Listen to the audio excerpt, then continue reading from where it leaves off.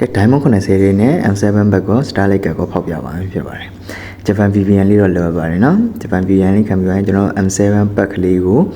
10ချိန်လောက်နှိပ်ပြပါ10ချိန်လောက်နှိပ်ပြပါနှိပ်ပြီးသွားဆိုတာနဲ့ကျွန်တော်တို့ M7 လက်မနေရကိုနောက်ဆုံးကနေပြီးတော့ရှေ့ M7 ဘက်တီကိုတစ်ချက်ချင်းစီနှိပ်သွားပါပြီးသွားဆိုတာနဲ့ကျွန်တော်တို့တုံးရှုပ်ပါညာပေါ့အဲ့ဒါလေးနှိပ်ပြီးသွားရင်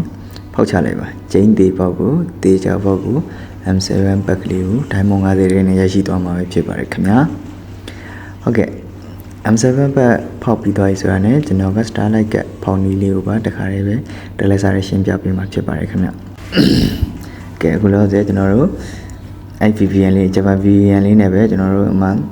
Starlight ကလေးတွေကိုနှစ်ခုစလုံးကို17ခါလောက်နှိပ်ပါ17ချိန်လောက်နှိပ်ပြီးပါခင်ဗျာ Premium Starlight ကို Euro Starlight ကိုပြီးသွားပြီဆိုတာနဲ့ကျွန်တော်တို့တစ်ဆင်ချင်းစီပေါ့နော်အပေါင်းလေးကိုနှိပ်ပြီးတော့10ချိန်လောက်ထိကိုကျွန်တော်တင်လိုက်ပါဒါမှမဟုတ်အဆုံးထိတင်လဲရရင်နော်တင်ပြီးရင်တစ်ဆင်ချင်းစီအောက်ဘက်ကိုပြန်ပြီးတော့ရွေးချသွားပါပြီးဖောက်ချလိုက်ပါခင်ဗျကျွန်တော်ကတော့အနည်းဆုံး2ချိန်နဲ့စဖောက်တာဖြစ်ပါတယ်ခင်ဗျနောက်ပိုင်းဒီ mobile legend နဲ့ပတ်သက်ပြီးကုန်စည်နဲ့ကိစ္စလေးရှိရလို့ရှိရင်ကျွန်တော်